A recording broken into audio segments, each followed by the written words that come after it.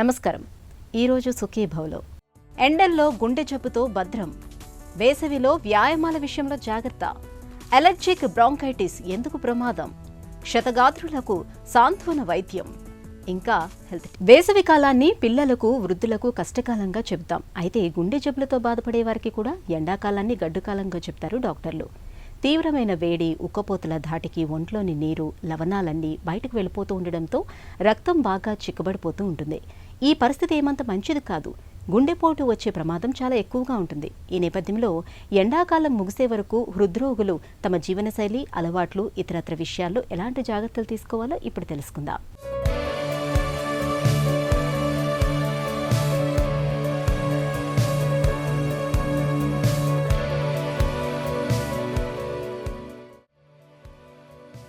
వేసవిలో తీవ్రమైన వేడి నుంచి తనను తాను కాపాడుకునేందుకు మనలోనే ఒక అద్భుతమైన కూలింగ్ వ్యవస్థ ఉంది. శరీర ఉష్ణోగ్రత కన్నా బయట వేడి ఎక్కువైతే వెంటనే మనకు ధారాళంగా చెమటలు పట్టేస్తాయి. రక్తనాళాలు కూడా బాగా విప్పారుతాయి. దీంతో శరీర ఉష్ణోగ్రత స్థిరంగా కొనసాగుతుంది. ఈ ప్రక్రియలో మొత్తంగా మన గుండె కొట్టుకునే వేగం బాగా పెరుగుతుంది. దాంతోపాటే రక్తపీడనం కూడా బాగా తగ్గిపోతుంది. సాధారణ ఆరోగ్యవంతులకు ఈ పరిస్థితులు ఏమంత ప్రమాదకరం కాదు, కానీ ఇప్పటికే గుండె జబ్బులతో బాధపడుతున్న హృద్రోగులకు మాత్రం బాగా సంకటంగా ఉంటుంది. వేగంగా కొట్టుకునే గుండె, తగ్గిన బీపీ మూలంగా గుండె నుంచి రక్త ప్రసారం బాగా తగ్గుతుంది. ఫలితంగా గుండె విఫలమయ్యే ప్రమాదం ఎక్కువగా ఉంటుంది. సో ఎండాకాలం మరీ టెంపరేచర్స్ అవి బాగా పెరిగినప్పుడు హార్ట్ మీద కూడా బాగా ఎక్కువ స్ట్రెస్ వస్తుందండి. సో దానివల్ల గుండె సమస్యలు ఉన్న వారిలో అనేక రకాల ప్రాబ్లమ్స్ వచ్చే అవకాశం ఉంటుంది. ఇప్పుడు బాగా వేడిగా ఉన్నప్పుడు మన శరీర ఉష్ణోగ్రతలు పెరగకుండా ఉండటానికి మన బాడీలోని హీట్ని బయటికి వదిలేయాల్సి ఉంటుంది. సో దానికి ఏమవుతుందంటే మన చర్మంలో ఉండే రక్తనాళాలు అవి బాగా డైలేట్ అవుతాయి అన్నమాట. డైలేట్ అవుతుందంటే బాగా ఎక్స్పాండ్ అవుతాయి అన్నమాట. డైలేట్ అయినప్పుడు మనకి హార్ట్ ఎక్కువ బ్లడ్ పంప్ చేయాల్సి వస్తుంది. అలా చర్మానికి ఎక్కువ రక్త సరఫరా జరిగినప్పుడు మన రక్తంలో ఉండే వేడి బయటికి వెళ్ళిపోవటం ద్వారా మన శరీరాన్ని చల్లపరచుకోవడానికి అవకాశం ఉంటుందన్నమాట. సో అందువల్ల బాగా ఎక్కువ వేడిగా ఉన్నప్పుడు మన హార్ట్ సాధారణంగా పంప్ చేయాల్సిన దానికంటే ఎక్కువ, కొన్ని సందర్భాల్లో ఆల్మోస్ట్ 2 రెట్లు ఎక్కువ పంప్ చేయాల్సి వస్తుంటుంది. సో అలా జరిగినప్పుడు ఏమవుతుందంటే హార్ట్ మీద స్ట్రెస్ ఎక్కువ ఉంటుంది. అంటే మనం నడిచినప్పుడు, పరిగెత్తినప్పుడు ఎలాగా హార్ట్ మీద స్ట్రెస్ వస్తుందో అదేవిధంగా బాగా వేడికి ఎక్స్పోజ్ అయినప్పుడు హార్ట్ ఎక్కువ పంప్ చేయాల్సిన అవసరం రావటం వల్ల హార్ట్ మీద స్ట్రెస్ పెరుగుతుందన్నమాట. సో ఇలాంటి సిచ్యువేషన్లో మనకి గుండె రక్త సరఫరాలో ఏదైనా బ్లాకేజెస్ ఉంటే ఈ ఎక్స్ట్రా స్ట్రెస్ వలన ఒక్కోసారి హార్ట్ అటాక్స్ అనేవి ప్రెసిపిటేట్ అయ్యే అవకాశాలు ఉంటాయి. అదేవిధంగా హార్ట్ ఆల్రెడీ బలహీనంగా ఉంటే, సో ఈ హార్ట్ మీద పడిన ఎక్స్ట్రా స్ట్రెస్ వలన ఒక్కొక్కసారి హార్ట్ ఫెయిల్యూర్లోకి వెళ్ళటం అనేది కూడా జరుగుతూ ఉంటుందన్నమాట. చాలామంది గుండె సమస్యలు ఉన్నవారిలో, ఎస్పెషల్లీ గుండె కొంచెం బలహీనంగా ఉన్నది, అంతకుముందు ఏదైనా హార్ట్ ఫెయిల్యూర్ వచ్చింది అని అనుకున్న వారిలో అనేక రకాల మందుల మీద ఉంటారు. ఈ మందుల్లో కొన్ని ముఖ్యమైన మందులు ఏంటంటే, ఒకటి డయూరిటిక్ మెడికేషన్స్, అంటే మన బాడీలో ఉన్న ఎక్స్ట్రా వాటర్ని బయటికి పంపించే మందుల్ని డయూరిటిక్స్ అంటాం అన్నమాట. సో ఆ డయూరిటిక్స్ మందుల మీద ఉన్న వారిలో మన బాడీలో వాటర్ బయటికి డయూరిటిక్ మందు వాడటం ద్వారా వెళ్ళిపోతుంటుంది.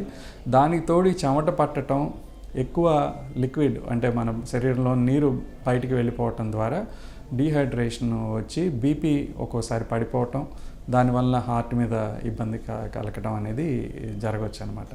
అదేవిధంగా ఈ డయూరిటిక్స్ మందులు వాడుతున్న వాళ్ళలో సోడియం లెవెల్స్ కూడా కొంచెం తగ్గే అవకాశం ఉంటుంది. దానికి తోడు ఇలా చెమట పట్టి ఆ చెమటలో మనకి ఎక్కువ సోడియం బయటికి వెళ్ళిపోయినప్పుడు మన బాడీలో సోడియం లెవెల్స్ బాగా పడిపోయి దానివల్ల కూడా ఇబ్బంది అనేది రావటం కొద్ది మందిలో జరుగుతూ ఉంటుంది. బీటా బ్లాకర్స్ వాడుతున్న వారు అత్యంత వేడికి, బాగా ఎండలకి ఎక్స్పోజ్ అయినప్పుడు మన శరీరంలో హీట్ బాగా పెరిగిపోవటం, వడదెబ్బ తగలటం అనేది ఎక్కువ జరిగే అవకాశం ఉంటుందన్నమాట. సో అలాగా గుండె సమస్య ఉండి ఈ మందులు అంటే బీటా బ్లాకర్స్, డయూరిటిక్స్ ఇలాంటివి వాడేవారు కొంచెం జాగ్రత్త తీసుకోవటం అనేది అవసరం. గుండెను భద్రంగా ఉంచుకునేందుకు హృద్రోగులు ప్రతినిత్యం బీటా బ్లాకర్స్, డయూరిటిక్స్ వంటి మందుల్ని వాడుతూ ఉంటారు. డయూరిటిక్స్ అనేవి ఒంట్లో నీటి శాతాన్ని బాగా తగ్గించే మందులు. చెమట రూపంలో ఒకవైపు నీరు, లవణాలు ధారాళంగా బయటికి వెళ్ళిపోవటం, మరోవైపు ఉన్న నీటిని కూడా తగ్గించే డైయురెటిక్స్ మందుల వాడకం వల్ల హృద్రోగుల శరీరం తీవ్రమైన వేడితో అట్టుడిగిపోతూ ఉంటుంది. వేసవిలో ప్రాణానికే ప్రమాదకరంగా పరిణమించే ఈ పరిస్థితులను అదుపులో ఉంచుకునేందుకు హృద్రోగులు వేసవిలో తమ జీవనశైలి మొదలుకొని అలవాట్ల వరకు అనేక జాగ్రత్తలు తీసుకోవాలి. హార్ట్ పంపింగ్ తక్కువ ఉన్న వారిలో జనరల్గా ఏం చెప్తుంటామంటే ఉప్పు బాగా తగ్గించేసేయండి, వాటర్ ఇంటేక్ అంటే ఏదైనా కానీ ద్రవ పదార్థాలు రోజు మొత్తంలో వీలైనంత తగ్గించి తీసుకోండి అని చెప్తుంటాం. ఇలాగా వాటర్, సాల్ట్ తగ్గించమని చెప్పిన వారిలో ఎక్కువ హీట్కి ఎక్స్పోజ్ అయినప్పుడు, ఎక్కువ చెమట పడుతున్నప్పుడు మనం తీసుకునే సాల్ట్ మోతాదు కానీ లేదా మనం తీసుకునే లిక్విడ్ అంటే ద్రవ పదార్థాలు కానీ కొంచెం పెంచుకోవటం అనేది చేయాలన్నమాట. సో గుండె సమస్య ఉండి హార్ట్ బలహీనంగా ఉన్నవారు మందులు వాడుతున్నప్పుడు ప్లస్ ఇలాగా ఆహారంలో మార్పులు ఉన్నప్పుడు కొంచెం మార్పులు చేసుకోవాల్సిన అవసరం ఉంటుందన్నమాట. ఎండాకాలంలో బాగా ఎండలో తిరిగినప్పుడు, బాగా ఎక్కువ చెమట పట్టినప్పుడు మనకి కొంచెం డిహైడ్రేషన్ రావటం, దాంతో బీపీ ఫ్లక్చుయేషన్స్ అనేవి రావటం అనేది జరగవచ్చు.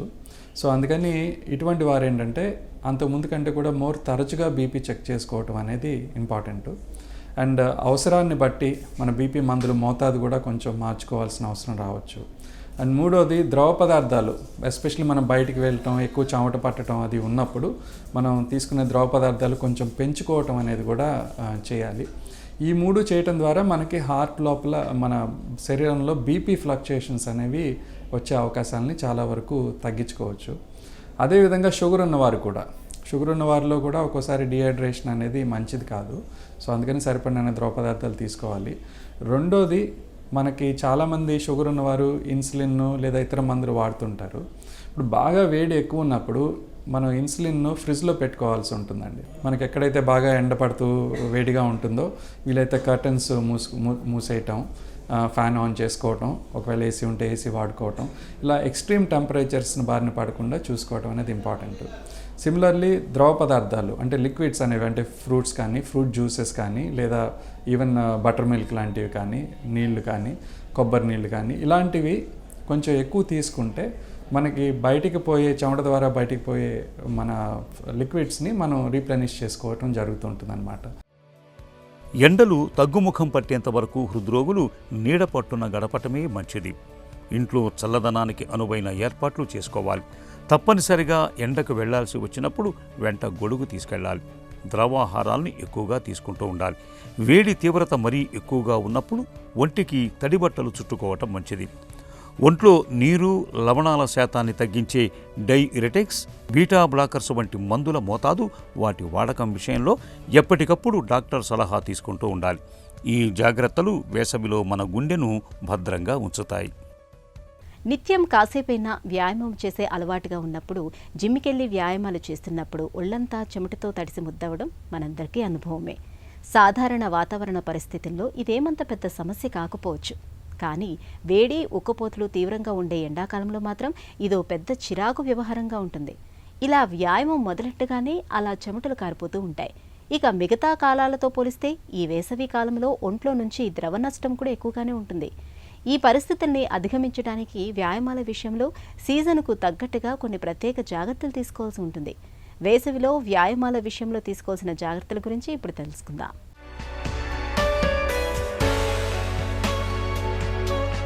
మనలో చాలామందికి నిత్యం కాసేపైనా వ్యాయామం చేయటం అలవాటుగా ఉంటుంది. పార్కుల్లో, మైదానాల్లో నడవడం, జాగింగ్ చేయడం, పరిగెత్తడం, లేదంటే జిమ్కెళ్ళి వ్యాయామాలు చేయటం అన్నది చాలామందికి దినచర్యగా ఉంటుంది. ఇంకా shuttle, cricket, volleyball, football, kabaddi, kho kho లాంటి ఆటలు కూడా ఆడుతుంటారు. ఇవి ఒకసారి అలవాటుగా మారాక ఒకరోజు ఆ వ్యాయామాలు చేయకపోయినా, ఆ ఆటలు ఆడకపోయినా ఏదో వెలితిగా ఉంటుంది. మరైతే ఈ వ్యాయామాలను, ఆటల్ని రోజు అన్ని సీజన్లో చేసినట్టుగానే ఎండాకాలంలో కూడా చెయ్యాలా, లేక మోతాదు తగ్గించాలా అన్నది చాలామందికి ఎదురయ్యే ప్రశ్న. మిగతా కాలాలతో పోలిస్తే వేసవిలో చెమటలు ఎక్కువగా పట్టడం, తద్వారా డీహైడ్రేషన్ అన్నది ఎక్కువగా ఉంటుంది. కాబట్టి వ్యాయామాలు, ఆటలు అన్నవి కాస్త మోతాదు తగ్గిస్తేనే మంచిదని నిపుణులు చెబుతారు. వేసవిలో సాధారణంగా 8 గంటలు దాటగానే ఎండల వేడి పెరుగుతుంది. ఆ ఎండల ధాటికి ఒంట్లో నీరు చెమట రూపంలో ఆవిరైపోతుంటుంది. కాబట్టి వేసవి వ్యాయామాలను సాధ్యమైనంత వరకు పొద్దున్నే చేయటం మంచిది. వేకువఝామున 5 గంటల నుండి 7 లోపలే వ్యాయామాలు, ఆటల్ని సాధన చేసుకోవటం అన్ని విధాల శ్రేయస్కరం. ఒకవేళ సాయంత్రం అయితే 5 గంటల తర్వాత నుండి 7 గంటల్లోపు చేసుకోవాలి. అలాగే ఈ వ్యాయామాలు చేసేటప్పుడు పుష్కలంగా నీరు, మజ్జిగ, కొబ్బరి బొండాల లాంటి నీరు తీసుకోవటం వల్ల శరీరంలో నుండి వెళ్ళిపోయే నీటిని, ఖనిజ లవణాల్ని తిరిగి భర్తీ చేసుకోవచ్చు. ఇక ఈ సీజన్లో దొరికే తాటి ముంజలు, మామిడి పండ్లను కూడా తగిన మోతాదులో తీసుకోవటం మంచిది.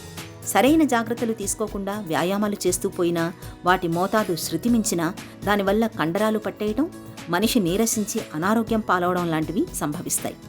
వేసవిలో ఒంట్లో నుండి ద్రవాలు ఇట్టే వెళ్ళిపోతాయి.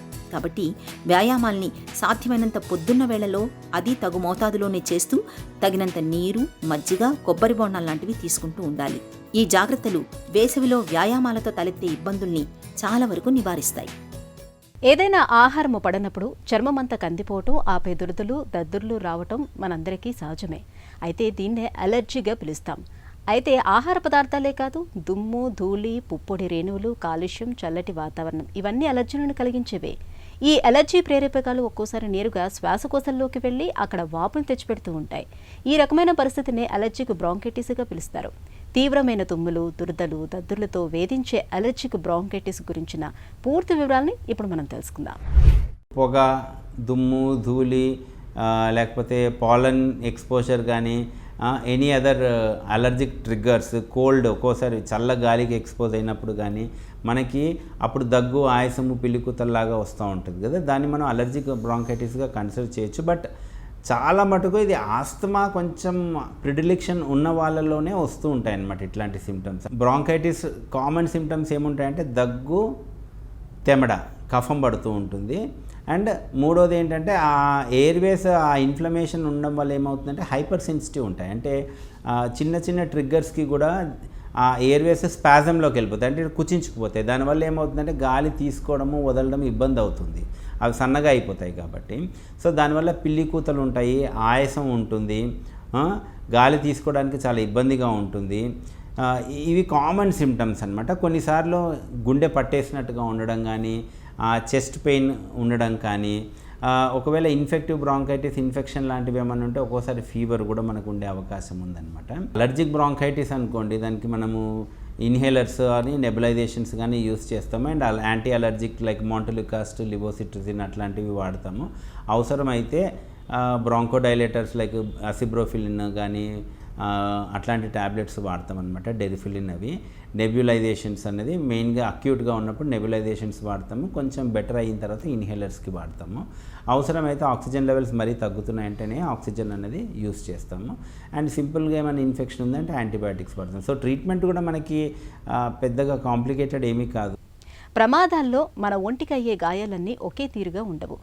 కొన్నిసార్లు చిన్న చిన్న గాయాలతో తప్పించుకోవచ్చు, కొన్ని సందర్భాల్లో ఏకంగా ప్రాణమే పోవచ్చు. అయితే ఇవాళ చాలా సందర్భాల్లో ప్రమాదానికి గురైన వ్యక్తుల్లో కాలు, చెయ్యి విరగడంతో పాటు శరీరంలో చాలా చోట్ల మల్టిపుల్ ఫ్రాక్చర్లు అవ్వడం అనేది ఎక్కువగా ఉంటుంది. దీన్నే పాలీట్రామా అని అంటారు. ఇలాంటప్పుడు తల, వెన్నెముక, ముఖంలోని ఎముకలకు కూడా గాయాలవుతూ ఉంటాయి. ఇది చాలా ప్రమాదకరమైన పరిస్థితి. ఇలాంటప్పుడు క్షతగాత్రులకు వెంటనే ఎలాంటి వైద్య సాయం అవసరమవుతుందో, ఎలాంటి చికిత్సల్ని అందిస్తారో డాక్టర్ని అడిగి ఇప్పుడు తెలుసుకుందాం.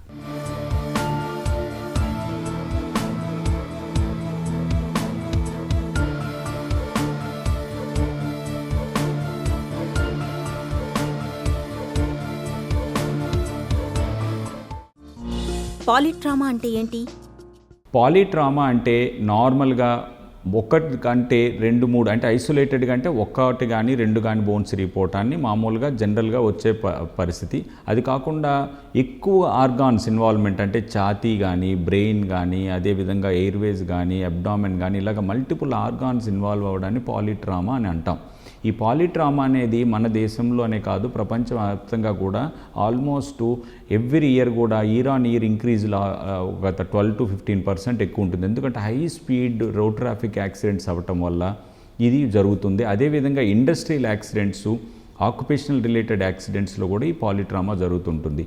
ఇంకొక కొంత పర్సంటేజ్లో ఈ సూయిసైడ్లు, హోమ్ సైడ్లలో కూడా మనకి పైనుంచి దూకి పడిపోవడం వల్ల కూడా పాలీట్రామాలు జరిగి ఎక్కువగా వస్తూ ఉంటారు.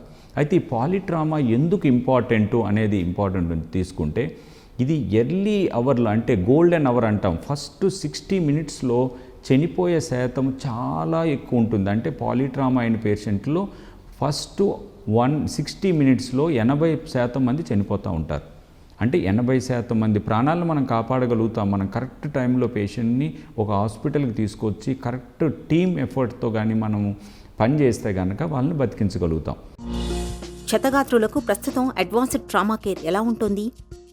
ఈ పాలీట్రామా పేషెంట్ని ఒక్కొక్క ట్రయేజ్ అంటే ఫర్ ఎగ్జాంపుల్ ఒక రోడ్ ట్రాఫిక్ యాక్సిడెంట్లో 6-7 మంది దెబ్బ తగలవచ్చు. అదే ఇండస్ట్రియల్ యాక్సిడెంట్లో 15-20 మందికి దెబ్బ తగలవచ్చు. అలాంటి వాళ్ళు రాగానే మనం ఏం చేస్తామంటే ఎవరికి ఎక్కువ ఇంజురీస్ ఉండి మనం సేవ్ చేయగలము అనే ఒక సిచ్యువేషన్లో ఉన్నామో వాళ్ళని కేటగరైజ్ చేయడం జరుగుతుంది. ఆ కేటగరైజేషన్ని మాడిఫైడ్ ట్రామా స్కోర్ అని ఒకటి ఉంటుంది. దాంట్లో గ్లాస్గో ట్రామా స్కేల్ అని ఒకటి ఉంటుంది. దాన్ని న్యూరలాజికల్ స్టేటస్ గురించి తెలుసుకోవడానికి. అదేవిధంగా పేషెంట్ బీపీ ఎలా ఉంది, పల్స్ ఎలా ఉంది, అలా ఒక 16 పాయింట్స్లా ఉంటాయి ఆ ట్రామా స్కోర్లు. దాని ప్రకారం మనం కేటగరైజ్ చేస్తాం. ఓ పేషెంట్కి అసలు ఏమీ అంటే నియర్లీ బ్రాడ్ డెడ్ అనే ఒక పేషెంట్ వస్తే మనం కేటగరైజ్ టు ద డిఫరెంట్ ఏరియాకి పంపించేయటం. ఒక పేషెంట్ సేవ్ చేసే పాలీట్రామా ఉన్నదంటే ఇమ్మీడియట్గా దానికి మల్టీ డిసిప్లినరీ టీమ్ అంతా కూడా ఎఫర్ట్తో పనిచేయటం, దాన్ని ఎలాగా మనము లైఫ్ సేవ్ చేయగలం అన్న దాని గురించి మనం ఆలోచించే సెగ్రిగేషన్ పాయింట్ అదనమాట. Trauma bay are triage point అనమాట. ఇది చేసిన తర్వాత ఒక పేషెంట్ పాలీట్రామాతో పేషెంట్ బ్రీతింగ్ తీసుకోలేకపోతున్నాడు, దగ్గర నుంచి వాడు బీపీ పడిపోతున్నాడు, దగ్గర నుంచి ఇట్లా ఉన్న పేషెంట్ని మనము మల్టీ డిసిప్లినరీగా అంటే ఒక నర్సింగ్ టీమ్ కానీ, ఒక ఇంటెన్సివిస్టులు కానీ, అదేవిధంగా ఎనస్థెటిస్ట్, ఒక ట్రామా స్పెషలిస్ట్, ఒక న్యూరాలజిస్ట్ అందరు కలిపి, ఒక న్యూరోసర్జన్ కలిపి మనం అనమాట ఒక టీమ్ ఎఫర్ట్ని అక్కడ ఒక ఆయన మీద పనిచేయాల్సి ఉంటుంది ఆ 60 మినిట్స్లో ఆయన సేవ్ చేయడానికి. హై వెలాసిటీ ఇంజురీస్కు ఎలాంటి చికిత్స అందిస్తున్నారు? పేషెంట్ని రాగానే మనం ఏం చేస్తామంటే దాన్ని ఒక ప్రైమరీ సర్వే, ఎక్యూట్ రిససిటేషన్ అంటే పేషెంట్ బతికించడానికి మనం చేసే మోడాలిటీ ఆఫ్ ట్రీట్మెంట్ని primary survey and acute resuscitation అనే మెథడ్ని మనము క్యాజువాలిటీ కానీ ఆ ట్రామా వేలో కానీ చేయడం జరుగుతుంది ఆ పేషెంట్ మీద. ఆ ప్రైమరీ సర్వేలో మనం చూసేది ఏంటంటే ABCDE అని అంటారనమాట. ఏ అట్లాస్ దాంట్లో ఏ అంటే ఎయిర్వే మనం ఎస్టాబ్లిష్ చేసుకోవాలంటే గాలి వెళ్ళేదాన్ని మనం ఎస్టాబ్లిష్ చేసుకోవాలి. ఇమీడియట్గా బ్రీతింగ్కి ఎక్కడ ఏంటి ఇష్యూ వస్తుంది, బ్రీతింగ్ అయ్యేటప్పుడు పేషెంట్కి లంగ్స్కి ఇంజరీ అవ్వచ్చు, బ్లంట్ ఇంజరీ అవ్వచ్చు, లేకుంటే నీమోథొరాక్స్ అవ్వచ్చు, హీమోథొరాక్స్ అంటే బ్లడ్ కలెక్ట్ అయి ఉండొచ్చు. వీటన్నిటిని కూడా ఇమ్మీడియట్గా మనము ఐడెంటిఫై చేయగలుగుతాం. తర్వాత సర్క్యులేషన్ అంటే బ్లీడింగ్ అవ్వటం వల్ల, ఎక్స్టర్నల్ బ్లీడింగ్ అంటే ఒక స్కాల్ప్ ఇంజరీ కానీ, లేకుంటే ఎక్కడైనా బయట ఒక గాయం కానీ, ఒక బోన్ ఇరిగిపోయి బయట పడిపోయి ఇట్లా ఉన్నటువంటి బ్లడ్ ఎక్కడైనా కారుతూ ఉంటే ఇమీడియట్లీ దాన్ని ఆపాల్సి ఉంటుంది. ఆపడం అంటే కంప్రెషన్ అని ఇవ్వచ్చు, లేకుంటే టూర్నికే అని కూడా వేసి మన బ్లీడింగ్ని ఇమ్మీడియట్గా ఆపి లైగేట్ చేయడం అట్లాంటివి జరుగుతుంది. అంటే బ్లీడింగ్ని ఫస్ట్ ఆపడం చేయాలి. అంటే బ్లడ్ పోకూడదు. అది ఎక్స్టర్నల్ బ్లీడింగ్ మనకు కనబడుతున్న దాన్ని మనం ఆపవచ్చు. కొన్నిసార్లు ఇంటర్నల్ బ్లీడింగ్ అని ఉంటుంది. అంటే చెస్ట్లో కానీ అబ్డామన్లో ఒక ఆర్గాన్, ఒక లివర్ ఇంజరీ కానీ, స్ప్లీన్ ఇంజరీ కానీ, ఒక బొవల్ ఇంజరీ కానీ అనేటప్పుడు బ్లడ్ అలా లోపల కారుతూ ఉంటుంది. మనకు ఐడెంటిఫై చేసే మార్గంలో అక్కడ ఉండదు. బయట కనబడితే మనం ప్రెషర్ ఏదో ఒకటి చేయొచ్చు. అలాంటప్పుడు కూడా ఎంత లాస్ ఉందన్న దాన్ని బట్టి దాన్ని అసెస్ చేయాల్సి ఉంటుంది. చేసుకొని మనం ఇమ్మీడియట్గా బ్లడ్ ఇవ్వటం, దగ్గర నుంచి క్రిస్టలాయిడ్స్, కొల్లాయిడ్స్ ఇవన్నీ కూడా ఇమ్మీడియట్గా పేషెంట్ రెస్క్యూ చేసి బీపీని సర్క్యులేషన్ ఇంప్రూవ్ చేయాలి. డి అంటే డిఫార్మిటీ అంటే ఆ న్యూరలాజికల్ స్టేటస్ ఎలా ఉంది, పేషెంట్కి బాగా బాగా బ్రెయిన్ ఇంజరీ ఉందనుకుందాం, ఆ పేషెంట్ అస్సలు మనకి రెస్పాండ్ అవుతూ ఉండరు. దాన్నే గ్లాస్గో కోమా స్కేల్ అని అంటాం. ఆ కోమా స్కేల్ని మనం తీసుకొని అంటే వాళ్ళు ఏ లెవెల్ ఆఫ్ కాన్షియస్నెస్ ఉంది, ఏ లెవెల్ ఆఫ్ ఇది ఉంది, ఆ పేషెంట్కి బ్రీతింగ్ కానీ రెస్పాండ్ అవుతున్నారా, వాళ్ళ ప్యూపిల్ స్టేటస్ ఎలా ఉంది, అంటే ఐలో ఉన్నటువంటి పీపుల్ కంట్రాక్ట్ అవుతుందా, డైలేట్ అయిపోయి ఉందా, ఎట్లా ఉందా అన్ని కూడా న్యూరలాజికల్ స్టేటస్ని మనం అసెస్ చేయడం జరుగుతుంది. ఇనీషియల్ సర్వేలోనే ఇవన్నీ జరుగుతూ ఉంటాయి. దాంతోపాటు ఎక్స్పోజర్ అంటే పేషెంట్ ఎక్కడైనా టాక్సిక్ మెటీరియల్కి ఆయన ఎక్స్పోజ్ అయ్యాడా, ఆయన ఉన్నటువంటి క్లాతింగ్ ఎలా ఉంది, ఏమన్నా ఇన్హేల్ చేశాడా, ఏమన్నా మింగే వాళ్ళేసి వచ్చిందా, అవన్నీ కూడా మనము తీసుకుంటాం ప్రైమరీ సర్వేలో. తర్వాత సెకండరీ సర్వే అంటాం. సెకండరీ సర్వేస్ అంటే ఒక పేషెంట్ని బీపీని, ఎయిర్వేని అన్నీ కూడా మెయింటైన్ చేస్తా స్టెబిలైజ్ చేసినాక మనము డిఫరెంట్ స్కాన్స్ కానీ, ఎక్స్రేలు కానీ, ఎందుకంటే మల్టీ ఆర్గాన్ ఇన్వాల్వ్మెంట్ ఉంటుంది. ఎక్కడ ఏవి దెబ్బ తగిలింది, ఏం జరిగాయి అనేది పేషెంట్ హిస్టరీ తీసుకోవడము, ఆ పేషెంట్ ఇంతకుముందు ఏ మెడికేషన్స్ తీసుకుంటున్నారు అనేది అది తెలుసుకోవడం, తర్వాత ఈ స్కానింగ్లు, బ్లడ్ టెస్ట్లు, ఎక్స్రేస్ ఇవన్నీ కూడా తీసుకొని మనం ఒక పేషెంట్కి ఒక ఎస్టాబ్లిష్డ్ డయాగ్నోసిస్కి వస్తాం. టెర్షరీ సర్వే అంటాం. టెర్షరీ సర్వే ఏంటంటే దాంట్లో మనం చేసే మెయిన్ పని ఏంటంటే ప్రతిరోజు ఎగ్జామినేషన్లా ఉంటుంది. ప్రతిరోజు కూడా ఏదైనా పేషెంట్కి ఇష్యూని బయటపడితే దాన్ని మనం ట్రీట్ చేసుకోవడము, దానికి తగ్గట్టు అవసరమైనటువంటి రేడియలాజికల్ ఇన్వెస్టిగేషన్ చేసుకొని ముందుకు వెళ్ళటం అనమాట. ఈ విధంగా పేషెంట్స్ని ఈ సర్వే మెథడ్స్ వల్ల, ఈ ట్రీట్మెంట్ మెథడ్స్ వల్ల పేషెంట్ని లైఫ్ సేవింగ్ చేయటం, లెస్ మార్బిడ్గా అంటే ఇబ్బందులు రాకుండా ఫ్యూచర్లో కూడా మనం చేయటము జరుగుతూ ఉంటుంది. గతంతో పోలిస్తే ప్లేట్స్, రాడ్స్కి సంబంధించి ఎలాంటి మార్పులు వచ్చాయి? చాలా టైప్స్ ఆఫ్ ప్లేట్స్ కానీ, నెయిల్స్ అంటే రాడ్స్ కానీ, డిఫరెంట్ ఫ్రాక్చర్కి డిఫరెంట్ సిస్టమ్స్ అవైలబుల్ ఉన్నాయి ఇప్పట్లో. అదే నాట్ ఓన్లీ ద మెటీరియల్ విషయానికి వస్తే మనకి టైటానియం కానీ, లైక్ స్టెయిన్లెస్ స్టీల్ దగ్గర నుంచి డిఫరెంట్ మెటీరియల్స్ ఉన్నప్పటికీ, ఆ మెటీరియలే కాకుండా the shapes of the bones బట్టి, ఆ టైప్ ఆఫ్ బోన్ బట్టి కూడా మనకి ఇప్పుడు ఉన్నటువంటి ప్లేటింగ్ సిస్టమ్స్ కానీ, నెయిలింగ్ సిస్టమ్స్ కానీ అవైలబుల్గా ఉన్నాయి. దానివల్ల ఆల్మోస్ట్ అందరి పేషెంట్స్ని కూడా నియర్ నార్మల్గా తెచ్చేటువంటి పద్ధతులు ఇప్పుడు పాటిస్తున్నాం. ఆపరేషన్ థియేటర్లో మనకి సియామ్ అనే ఒక మెషిన్ అవైలబిలిటీ ఎక్కువగా ఉన్నది.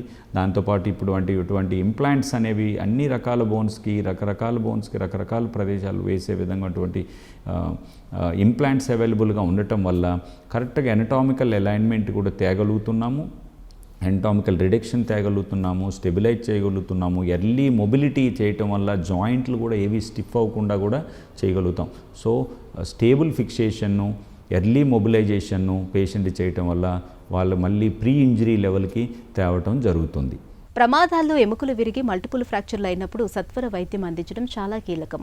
ఓవైపు ప్రాణాలకు భరోసా ఇస్తూ మరోవైపు వేగంగా చికిత్సలు అందించాల్సి ఉంటుంది. ఇందుకోసం చాలా ఆసుపత్రుల్లో పాలీట్రామా కేర్ సెంటర్లు కూడా అందుబాటులో ఉన్నాయి. ఇక ఈరోజు కార్యక్రమాన్ని ముగించే ముందు స్టార్ హాస్పిటల్ సమర్పించే ఒక చిన్న చిట్కా మీకోసం. లేత కొబ్బరి బోండాంలోని నీటిలో ఖనిజ లవణాలు సమృద్ధిగా ఉంటాయి. ఎండాకాలంలో కొబ్బరి నీళ్లను తరచుగా తీసుకోండి. వేసవి సమస్యలు తగ్గడమే కాదు, మూత్రనాళ ఇన్ఫెక్షన్ల నుంచి కూడా మంచి ఉపశమనం లభిస్తుంది.